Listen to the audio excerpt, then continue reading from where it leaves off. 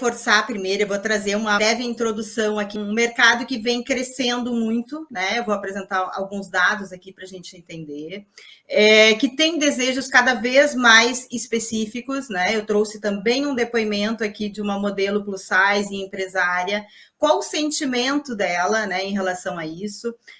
O mercado, quando acontecem essas semanas de moda, que é a nossa pauta principal, a gente percebe o quanto o mercado está evoluindo nesse sentido. E quando eu fui buscar essas referências, dei uma olhada numa palestra que eu já tinha dado no Fashion Week Plus Size, que acontece em São Paulo, em 2015. Eu até trouxe uma referência aqui para mostrar o quanto essa evolução ela vem acontecendo.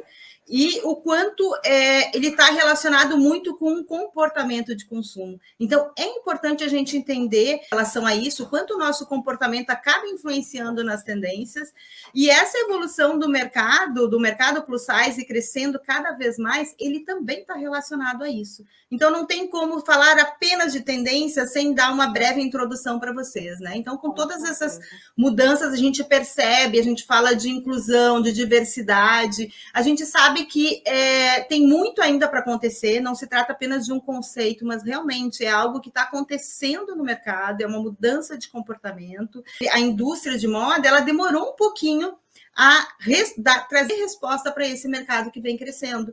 Então, ainda existe muito, quando a gente vê depoimentos de clientes, de o próprio quem atua diretamente no mercado, a gente vê que tem muito para evoluir. Mas quando a gente vê esses sinais nas semanas de moda internacionais, grandes marcas inserindo dentro das suas coleções, grandes marcas, grandes varejistas internacionais inserindo também dentro da sua proposta, fazendo mudanças específicas, a gente vê que a evolução ela está indo, ela está acontecendo, está indo, mesmo que de forma gradativa, mas ela está acontecendo, né? Então, é uma evolução aí muito necessária para o nosso mercado.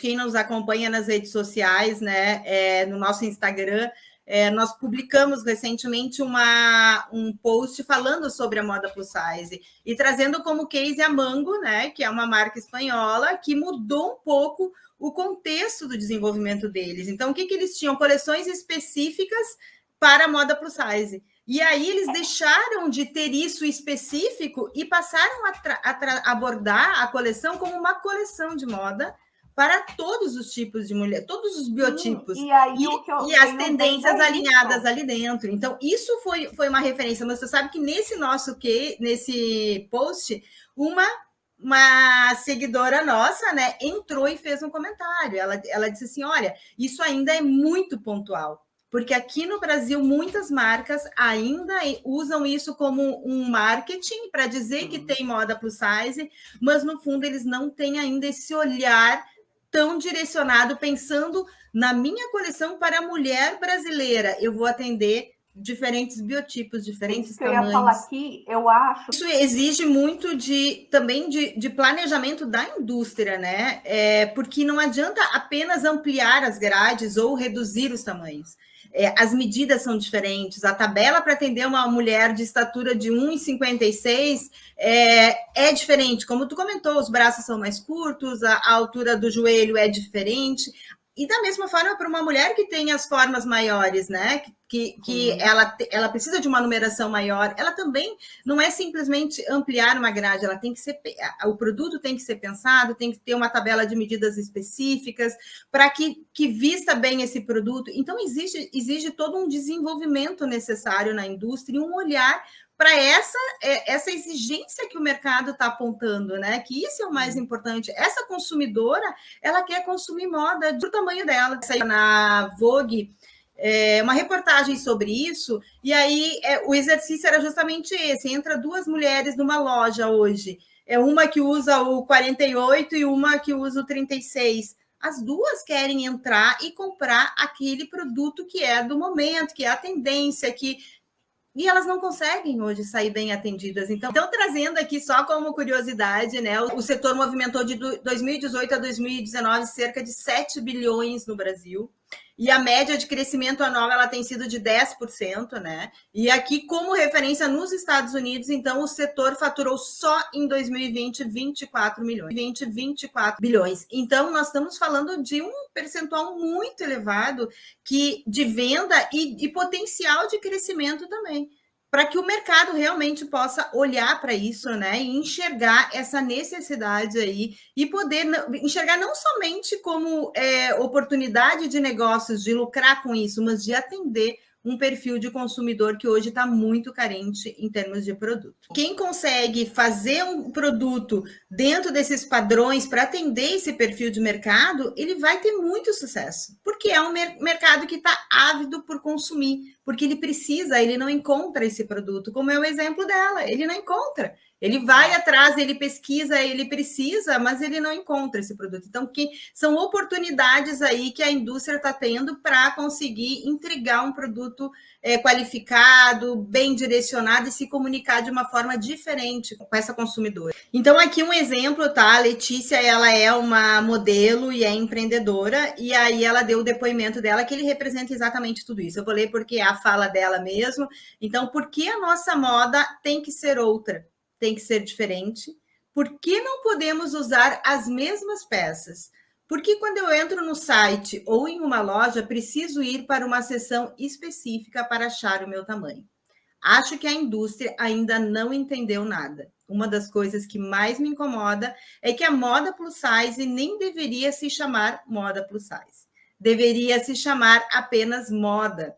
A única coisa que eu gostaria é que aquela peça que todas as pessoas magras estão usando fosse feita para o meu tamanho. Nossa, então, exatamente eu acho o que a gente falou, né?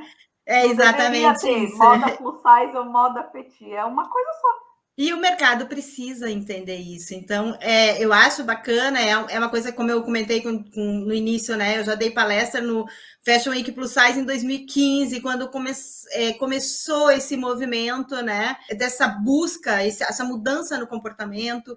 Então, as expressões cada vez mais, como corpo perfeito, ideal ou certo, são expressões que deixaram de assombrar as mulheres. Antes elas tinham esse medo, né?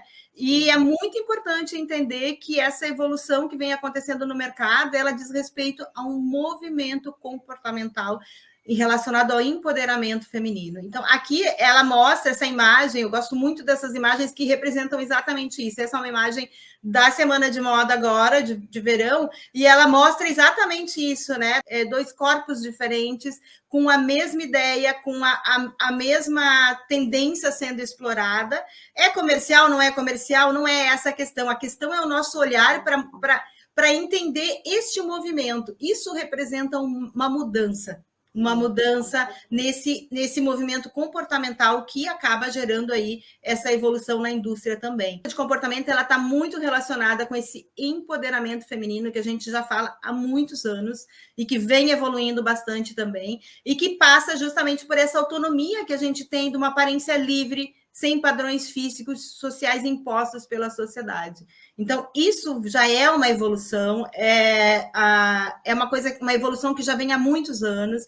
Por isso que quando a gente fala de comportamento, a gente tem que acompanhar essas evoluções e vendo como o mercado vai respondendo a tudo isso, né? Então, não é um novo comportamento, ele não muda de uma hora para outra, mas é uma evolução disso tudo. Então, hoje o que a gente vê diz respeito à aceitação, à autoestima, à inclusão e empoderamento. Então, essa mudança, ela diz sim respeito, né, essa mulher que quer ser respeitada na sociedade, quebrando todas as regras que são impostas até então. Só reforçando a evolução e essa mudança toda, as mídias sociais, elas tiveram um reforço muito grande, né? Um papel principal aí para trazer à tona essas mulheres reais e de bem com a vida, né? Então, cada vez mais a gente vê nas redes sociais, nos blogs, essa mudança e essa aceitação, né? Essa campanha que eu trouxe agora é uma campanha que ela fez, foi em 2015, que eu usei até nessa palestra que eu comentei para vocês, e eu trouxe ela aqui justamente para trazer como referência.